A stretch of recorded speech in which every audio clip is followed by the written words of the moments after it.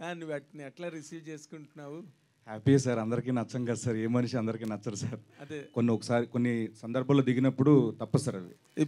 So డెఫినెట్గా నాకు అభిమానం ఉంది కాబట్టి, అభిమానం చాటుకునే అవకాశం వచ్చింది కాబట్టి వెళ్ళాను, వచ్చాను సార్. ఎలా ఉంది పవన్ కళ్యాణ్ గారు వేవ్ ఎలా ఉంది? చాలా బాగుంది సార్. అవునా? చాలా చాలా బాగుంది. అంటే కాదు, అక్కడ పిఠాపురంలో 1,00,000కి పైగా మెజారిటీ అంటున్నారు పక్కన. అవును సార్.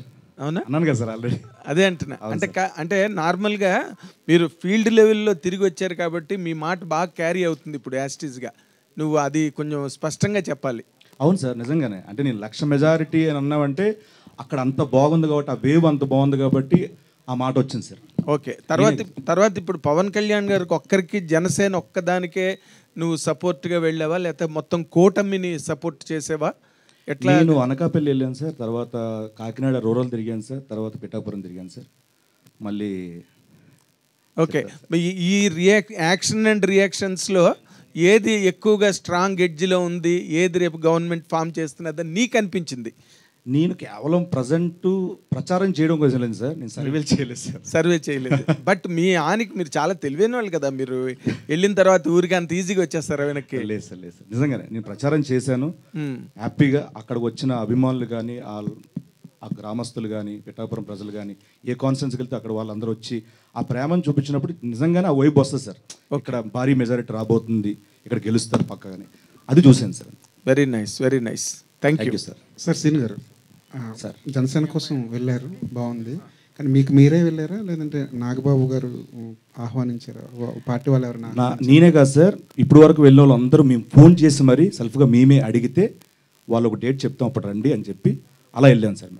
మేమే అడిగాను సార్ అందరం, నేను కానీ, సుధీర్ కానీ, రామప్రసాద్ కానీ అందరం ఫోన్లు చేసి అడిగాను సార్. ఒక్క మాట కూడా ఎప్పుడు కూడా అడగలేదు సార్ మమ్మల్ని. వైకాపా పార్టీ వాళ్ళు ఏమంటున్నారంటే ఇది కూడా జబర్దస్త్ బ్యాచ్ కూడా డైలీ పేమెంట్స్తో పంపించారు, వాళ్ళ మీద 2 కోట్లు ఖర్చు పెట్టారు, 20 కోట్లు ఖర్చు పెట్టారు, రకరకాల లెక్కలు. ఇంటికి వచ్చేసి ఏ సోదాలు చేసుకోండి, నా అకౌంట్ నెంబర్ అన్ని ఓపెన్ చేస్తాను, నో ప్రాబ్లం, వచ్చాము చూసుకోమని నా ప్రాబ్లం.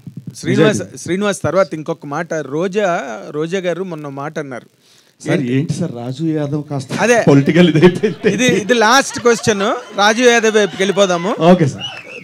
రోజా గారి దగ్గర నుంచి రాజు యాదవ్ దగ్గరికి వెళ్ళిపోదాం సార్. రోజా గారు వాళ్ళ ప్రాణం అనగా ఎంత పాపం, వాళ్ళు ఏదో చిన్న జబర్దస్త్ స్కిట్స్ గట్ట చేసుకుని వాళ్ళకి భయం సినిమా ఇండస్ట్రీలో, ఎందుకంటే వాళ్ళదంతా పెద్ద గ్రూపు, బోల్డ్ సినిమాలు, బోల్డ్ హీరోలు, అందుకని చెప్పి వాళ్ళకి భయపడి వచ్చి వాళ్ళు ఏదో ఒక ప్రయత్నంగా వచ్చి చేస్తారు, వాళ్ళని అంత సీరియస్గా తీసుకోవాల్సిన అవసరం లేదు, వాళ్ళు చిన్న లైఫ్లు అన్నట్టుగా కామెంట్ చేశారు ఆవిడ.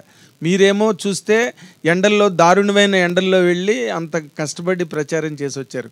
ఈ రెండింటినీ అసలు పబ్లిక్ ఎలా తీసుకోవాలంటారు సార్? అంటే మెగా ఫ్యామిలీలో సినిమాలు అంటే ఇప్పటివరకు ఎన్ని చేశాను మీకు తెలుసు. అక్కడ ఇండస్ట్రీలో ఎన్ని సినిమా మిగతా హీరోలతో అందరూ చేస్తున్నాను, అక్కడ చేస్తున్నాను.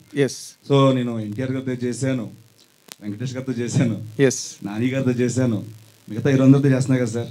ఆఫర్స్ ఇక్కడి నుంచి రావట్లేదు నాకు, ఇక్కడే కాదు కదా సార్, అన్నీ చేస్తున్నా. చిన్న ప్రాణాలు అంటే మరి చిన్న ప్రాణాలు కామెంట్లో తీసుకుంటా సార్, చిన్న కామెంట్లో తీసుకుంటా సార్. హీరో అవ్వడం వల్ల వచ్చిన అడిషనల్ అడ్వాంటేజ్ ఏంటి, లిప్ లాక్లు మినహాయిస్తే? ఒకసారి అడగండి సార్, అర్థం కాల. హీరో అవ్వడం వల్ల వచ్చిన అడిషనల్ అడ్వాంటేజ్ ఏంటి, హీరోయిన్తో లిప్ లాక్లు మినహాయిస్తే? నేను హీరో అయినా చెప్తా సార్ ఈ క్వశ్చన్ ఆన్సర్. అంతే సార్. ఎందుకు అయితే ఇందులో లిప్ లాక్ ఉంది కదా సార్, దాని గురించి చెప్పండి. అది సినిమా చూస్తే అర్థమవుతుంది సార్, ముందే చెప్పేదానికంటే, ఎందుకంటే అది సినిమా అంతా చూస్తేనే అర్థం, ముందు రివీల్ చేయలేని ఇది సార్ అది, దానివల్ల సారీ సార్. శ్రీను గారు